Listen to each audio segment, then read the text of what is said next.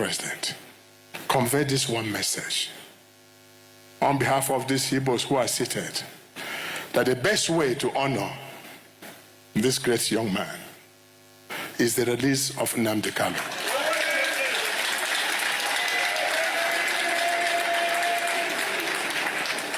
So the Igbos can go home and reorganize their place. And I know you, Senator Akpabio, that even if you don't want to do it, send this message. For the sake of your wife, who is our daughter, send this message and get us a result. Or else, your wife is not too far from taking back home. Your Excellency, Mr. President. Hey there, amazing viewers. Welcome back to the channel, the #1 spot for the hottest and most explosive Nigerian news updates. Today, we have a story that is literally blowing up the internet and leaving everyone in a state of total shock. We are talking about the Lion of the East and a political heavyweight in a story that sounds like something straight out of a movie. The headline hitting the airwaves right now is, "In shock, Nnamdi Kanu orders Rochas Okorocha out of Sokoto prison." Now, before we even dive into this sweet gist, I need you to do me a huge favor. If you want to stay updated on everything happening with Nnamdi Kanu and the Southeast, please hit that like button right now and subscribe to this channel so you never miss a breaking update. Let us get straight to the point. Many of you are asking, is Rochas Okorocha really in prison? And since when did Nnamdi Kanu start giving orders from inside a cell? Here is the real-time breakdown of what is happening. As we speak in late 2025, the situation with Motsi Nnamdi Kanu has taken a very dramatic turn. After the court delivered a heavy judgment, reports surfaced that Kanu was abruptly moved from the DSS custody in Abuja and taken all the way to a maximum security prison in Sokoto State. This move has caused a massive uproar because Sokoto is thousands of miles away from Kanu's home and his legal team. His lawyers are crying out that this is an attempt to isolate him completely. Now, this is where the gist gets spicy. The headline about Senator Rochas Okorocha being ordered out is actually a symbolic message. While Rochas has had his fair share of battles with the EFCC, the real story here is the pressure being put on the Southeast political elite. The word on the street is that Kanu is sending a powerful message from Sokoto, telling leaders like Okorocha and other big politicians that they cannot sit folded arms while the region is in crisis. It is like a wake-up call. He is basically saying that if the big politicians do not stand up for justice now, the system will eventually come for everyone. I must remind you again, if you are finding this breakdown helpful, please smash that like button and subscribe. Your support helps us bring you these facts as they drop. Now, why Sokoto? Moving Kanu to the far north is seen by many as a high-level security strategy, but it has also triggered a lot of emotions. Groups like Ohani's Nigbo and even the Ijaw National Congress are calling for a political solution. They are saying that instead of life imprisonment and moving him to Sokoto, the government should look at a state pardon to bring peace to the Southeast. They believe that if the government can negotiate with others, they can surely negotiate for the peace of Nigeria. The mention of Rochas Okorocha in this headline is to show that the eyes of the people are on the leaders. The public wants to see if the big names in politics will finally use their influence to intervene. People are tired of the sit-at-home orders and the economic hardship in the East.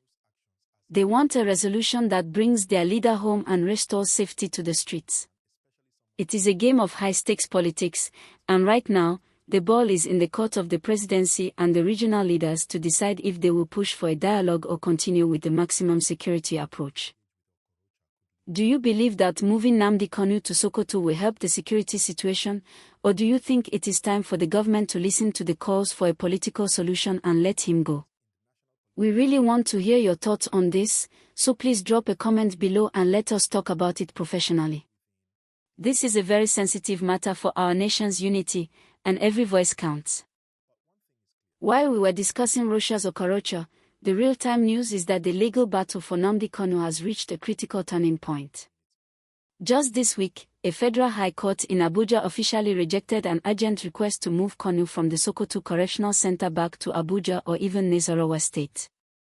His lawyers argued that being in the far north makes it impossible to prepare his appeal, but the judge, Justice James Omotosho, said no. He insisted that the government must be heard before such a move can happen, and he has fixed January 27, 2026, for the next hearing. This means Kanu will be spending his Christmas and New Year in that high-security Sokoto facility. But here is where the gist gets very sweet. Governor Alex Otti of Abia State has officially become the first governor to visit Kanu in Sokoto.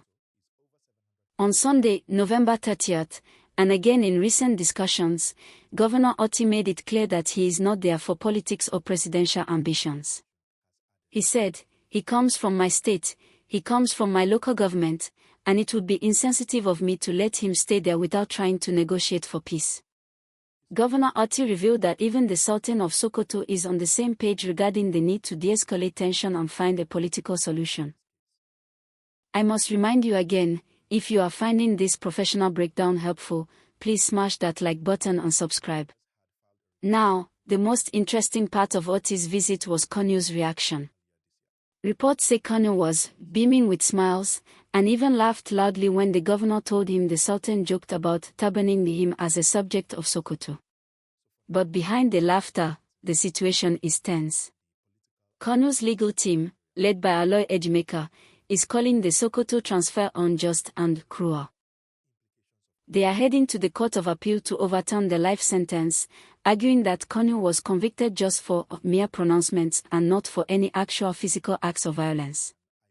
The federal government, on the other hand, says this life sentence is a warning that nobody is bigger than Nigeria. They are standing firm on the judgment. But while the lawyers are fighting in court, the governors of the Southeast are working behind the scenes on an administrative release. They are pushing President Tinubu to grant a state pardon to restore peace to the region. The traditional rulers in Umuahia have also joined the cry, saying their son is a freedom fighter, not an international terrorist, as the judge described him. So, here is the big question for you today. Do you think Governor Alex Otti's move to work with the Sultan of Sokoto will finally lead to Nnamdi Kanu's freedom? Or do you believe the court was right to keep him in Sokoto for national security reasons? I really want to hear your thoughts, so please drop a comment below and let's discuss this professionally. Thank you so much for sticking with us through this deep dive. The story is moving fast, and we will be here to bring you every update on the January 2026 hearing. If you enjoyed this breakdown, please hit the like button and subscribe for more real-time updates. We will see you in the next one. Bye for now.